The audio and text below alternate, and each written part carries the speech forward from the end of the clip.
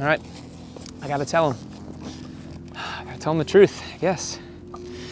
What is going on, everyone? Welcome to another episode of Yammy Noob, and I was wrong about trail braking. Yeah, I know you guys are probably thinking, well, you're wrong about a lot of stuff, Yammy Noob.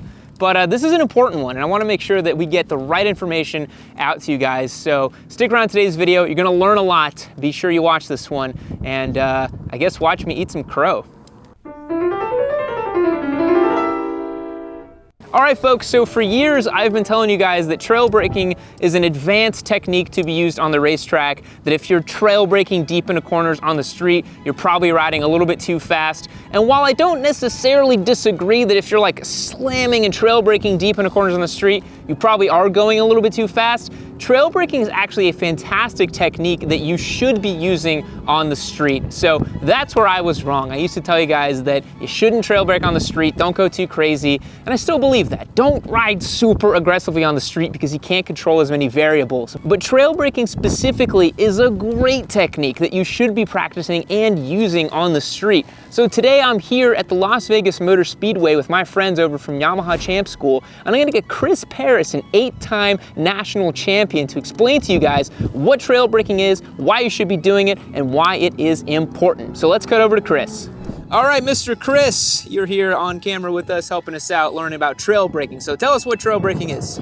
Essentially, trail braking is just the idea of trailing off brake pressure as we enter a corner. We talk about this 100 points of grip. There's lots of things online, but front grip's divided by brake pressure and lean angle points.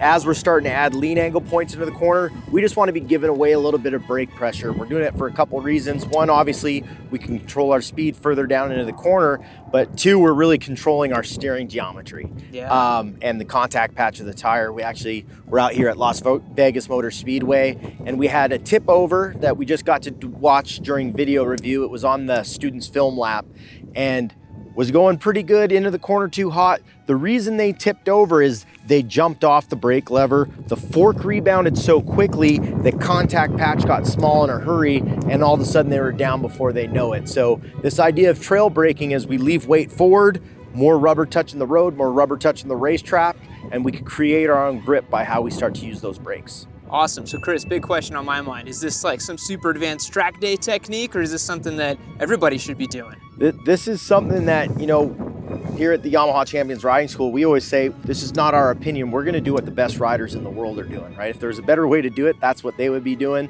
And, you know, we believe, honestly, if you can text on a cell phone, you can trail brake. That there's no reason that we can't correlate adding into the corner, giving away brake pressure. We all do it in our cars. As you go to the brakes driving, you see the Walmart parking lot, we don't jump off the brakes and snap the wheel off in there. We trail off brake pressure as we add steering wheel angle. So all of us are naturally doing it. It's not an advanced technique. It's just in how you really explain it and how you go through the process. Nice. So Chris, we talk a lot in the school about the first 5%, the last 5%. Is there a way you can show me on the lever really quick how that looks? Yeah, so, you know, everything that we're doing, you know, especially brakes, throttle, but even how we move our bikes, move our body on the bikes, what really counts is this first initial squeeze, right? The pads just touch the rotors. We think of it, it's about a millisecond of time. It doesn't take very much, but our first and last 5% are for weight transfer only. So as I sneak on the brake, the caliper clamps the disc, the fork starts to collapse, the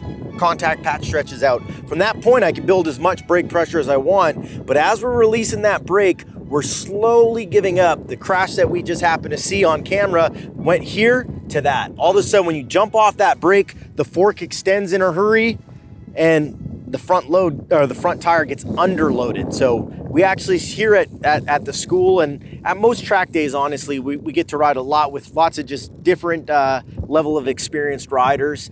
And we say the majority of the crashes we see are on an underloaded tire, not an overloaded. Underloaded because we've given up on our brakes, the fork extends, the contact patch of the tire gets smaller, and now they're asking to tighten up in the middle of the corner when the weight's all back and they end up losing the front. So your average track day warrior, he's not losing the front because he's pushing super hard. He's losing it because he rebounded too fast and washed it out underloaded. Yeah, I mean, that you definitely can. When you're watching MotoGP, it is almost always overloaded, right? Those guys are pushing the limits. Thing is buried. Moto America, same kind of deal. But as you see, go to the track days and things like that, most of the time it's underloaded. We slow too much for the corner, give up on the brakes, fork extends, and when we get to the direction change where the bike really needs to pivot and turn, the weight's back because we've given up the brakes, and all of a sudden we lose the front end a little bit. That makes sense. Chris, can you demonstrate for us? Yeah, we'll give you a couple, show you a good one and a bad one, and kind of talk our way through it. Let's do it. All right, folks, this is Chris Paris, 8-time AMA champion. Gonna show you how it's done.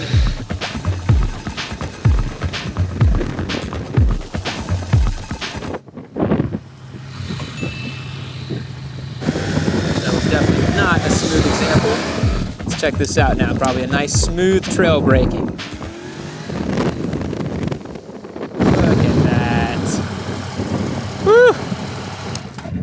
Beautiful. Yeah, so you can see it initially. If you're quick on that brake lever, the fork dives immediately. If you let go of it, it rebounds immediately. That's what we're trying to avoid. That's what trail braking prevents, is because we're putting things in a much more linear motion, all of a sudden it gives the bike the chance to transfer the weight forward. We could use whatever brake pressure we need from there, and as we come to the stop, we're just slowly trailing off that last bit of brake pressure. So this is something you could do at home. Every time you come to a stop, you can practice your trail braking.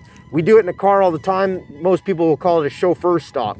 Same idea, we're trying to leave the weight forward longer before we let it really rebound back. Beautiful. Anything else you want to tell the folks about trail braking other than they should be doing it all the time? Yeah, you know, it's one of those things that you may have heard something different, but it's not what the best riders in the world are doing. So keep pursuing that idea of, you know, proper technique, which is these bikes were designed, we get to work with a lot of the engineers and test riders for a lot of the manufacturers and electronics company. And that's the way they are designing all these motorcycles. So the more you could ride like that, trail braking the bike off in there, the better your motorcycle will work for you. Chris, thank you so much, man. Thank you. Appreciate it. All right, guys, I hope you enjoyed today's video explaining to you why you should be trail braking and why I was kind of wrong and why it's okay to admit that you're wrong. You know, I don't have everything right. I don't have all the answers.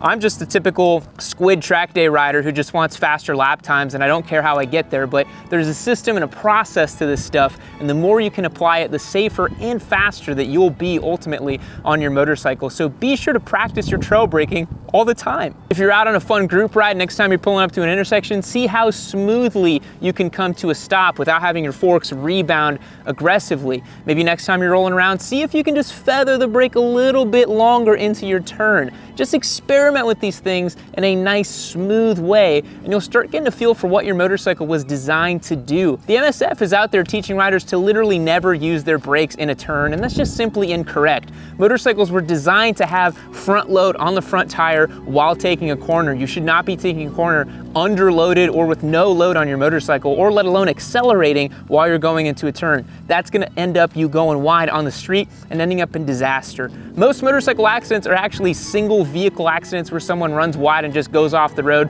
or runs into another car or something like that. Actually, it's not car drivers that are killing us, it's ourselves that don't have the right riding capabilities that are killing each other.